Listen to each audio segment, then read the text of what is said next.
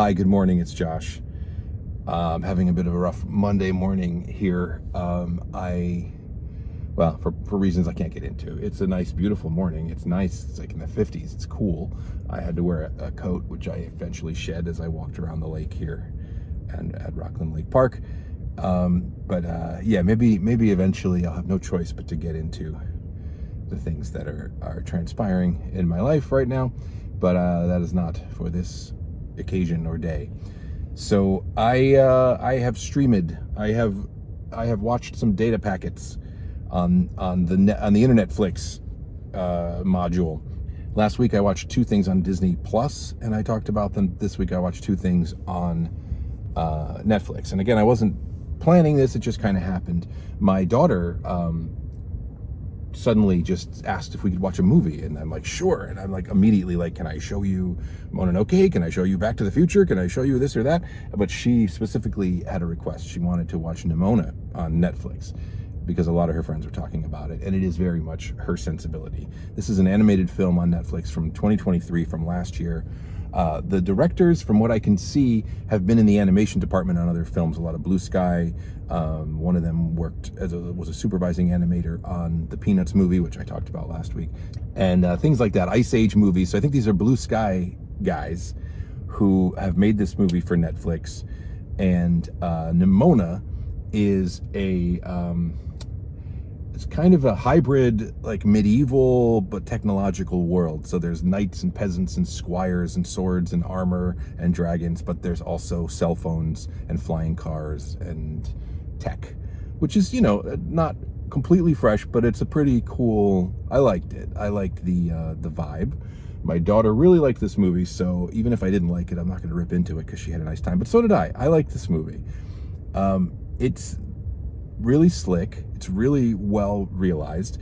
The main characters are voiced by Riz Ahmed and Chloe Grace Moritz. So basically we have a common dude, kind of low-class guy turned knight, the first person who was not born, noble to be made a knight.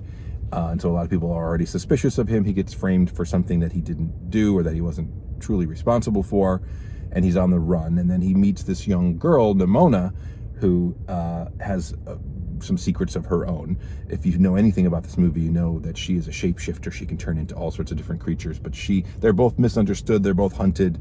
She kind of thinks that they're villains. He thinks he's a good guy who wants to prove himself, who wants to clear his name. So that's the setup, and it's a lot of fun. I think that the animation is really slick and nice. Something that's been really nice to see over the years. And it's interesting that I just was giving these Blue Sky people credit for the work on the Peanuts movie, which I'll repeat it here since maybe not all of you have seen that other video. What the Peanuts movie does really well is it takes the spirit of Schultz's drawings and finds a way to turn it into interesting animation that meets the kind of modern standards of HD and CG, but really goes so far as to like cheat to match the artwork as much as possible, and not in a way that seems organic and great, not a clunky flat kind of way. I thought that was a really successful movie, at least in terms of the animation. And here it's a little more traditional, kind of like video game cutscene kind of stuff, but I don't mean that as an insult. Here's another tangent, but people are pretty harsh on Wish, Disney's Wish from last year, and I didn't think it was a great movie. But I am a little baffled when people say that it has terrible animation, because I really liked the animation style in Wish. I like when Disney goes out on a limb and brings like Mike Mignola in to be the, to be a kind of a consultant for Atlantis, or when in this case, it felt like, maybe I'm wrong, but it feels like there's kind of a Akira Toriyama Dragon Quest kind of thing going on in Wish with the heavy cell shading.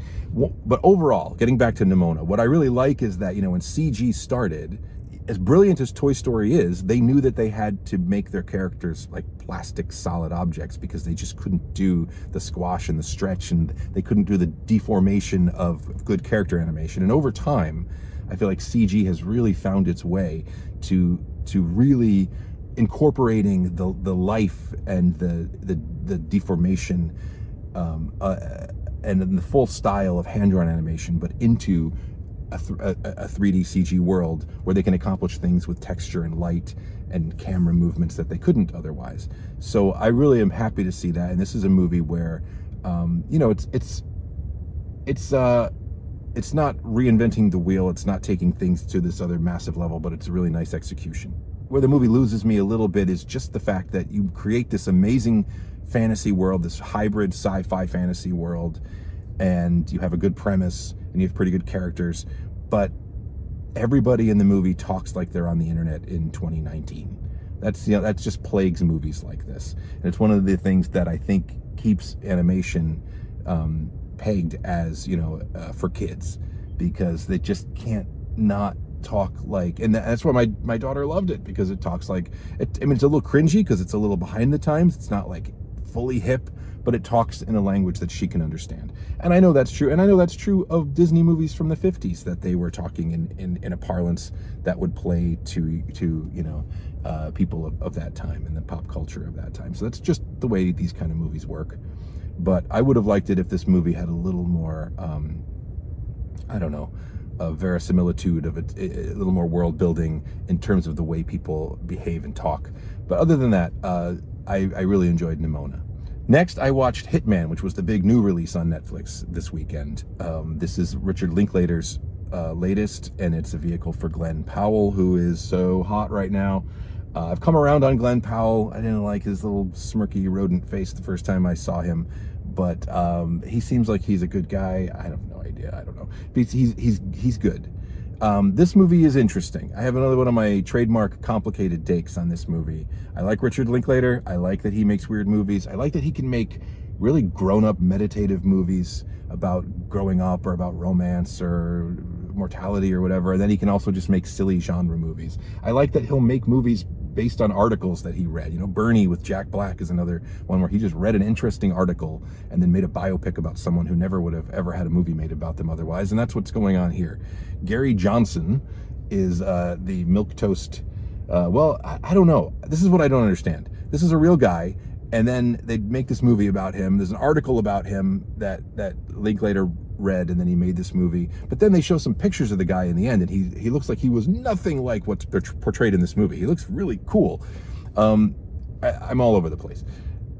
I'm sure you know by now, this movie was a hit. This movie was like the talk of the weekend. So if you have Netflix, maybe you already saw this movie.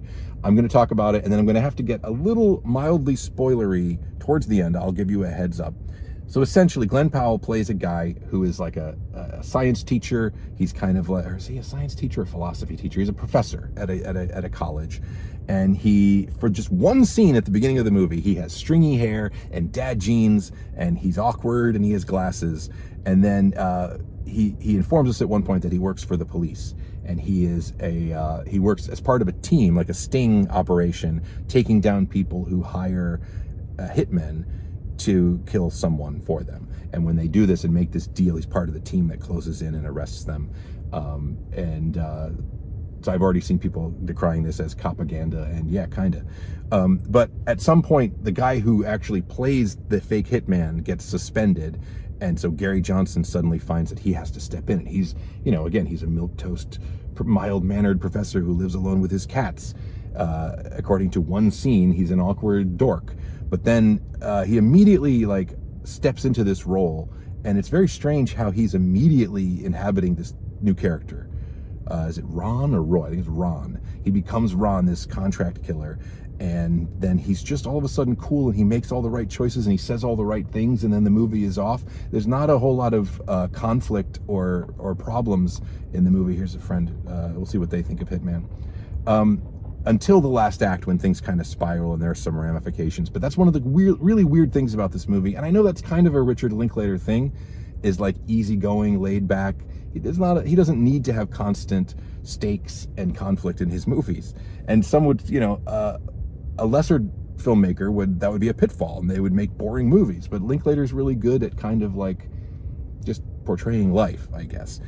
But here's my issue with this movie. I'm going to talk about premise, problems, and then I'm going to talk about the ending. The movie right away tells us there's no such thing as hitmen. This is a thing that's made up in movies and pop culture. This is a thing people believe in. And so people reach out, they hear through the grapevine that they can hire someone to kill someone for them, and then they get caught in this sting operation because there is no such thing as a hitman. So the hitman, the titular hitman in this movie, is fake. And so that's signaling to us from the beginning of the movie that this is grounded, this is real, this is not some movie, this is real. The problem is that as soon as he becomes the fake hitman, everything that happens from then on just feels like like a movie. Not an exciting movie. Again, it's a Richard Linklater movie, so everyone's just hanging out. But Glenn Powell just is charming and hunky and cut. And like, I never felt like I was watching a real person in any kind of high stakes situation. He always was smirky. He always was cool. He always was on top of it. That one scene where he was, unkempt and nerdy, it just wasn't enough to convince me, and it wasn't enough to make the journey feel like a journey. So that was a bit of an issue.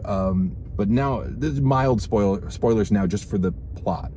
Eventually, he finds himself in a situation where a woman, this character she's trapped in an abusive marriage and she wants out. And so she's in a moment of desperation reaching out to this hitman.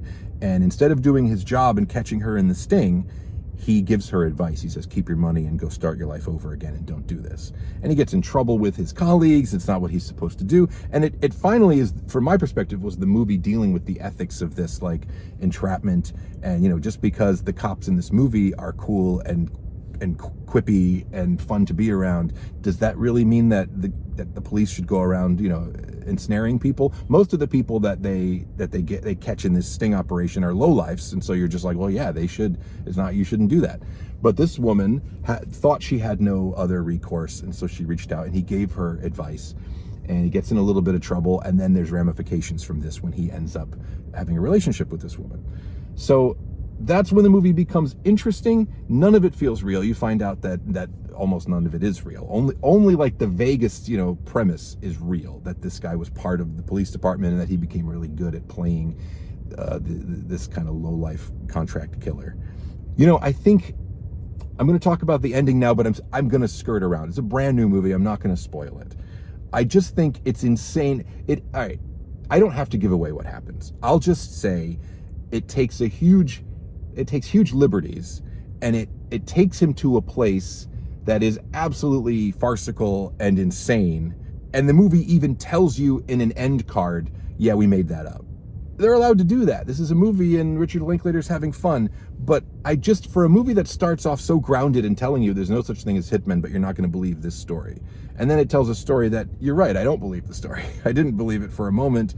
And the whole thing left me like, all right, I like Richard Linklater. I'm glad he made a movie. I'm glad Netflix is letting some of these filmmakers, make new movies, and that's never a bad thing.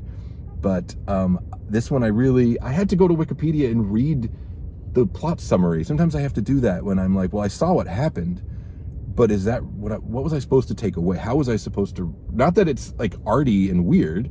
It's very, very grounded, and something happens. Something happens to human beings at the end of the movie. And I was like, is that really? And then they just straight up tell you that it's not true. And then they show you pictures of the guy, and he looks like the guy in the pictures that they show at the end of the movie. I want to see a movie about that guy, not this kind of fake character. So this one, I guess what I'm saying is this is a bit of a misfire for me. I'm sorry to say, but I'm glad it exists. I'm glad Richard Linklater's out there, doing it. And what did I just read recently? That he's doing he's adapting some musical or something, and he's doing it in his style of doing it over decades. Like, I don't know. I don't have enough information on that. I'll get back to you. That's all. I streamed some movies. I'm going to go back to my very complicated life now. And I thank you for the opportunity, this outlet to talk about movies and stuff with all of you. I really appreciate it. My YouTube subscribers are slowly climbing again, which is good. Maybe people are finding the reviews. I do invite you to join us over on patreon.com/JoshWay, where I post all this stuff early. You can follow me on Letterboxd to see what I'm watching. You can go to Patreon to see the reviews as soon as I record them and upload them. And that's going to be it for today. I bid you peace. This is Josh saying bye-bye.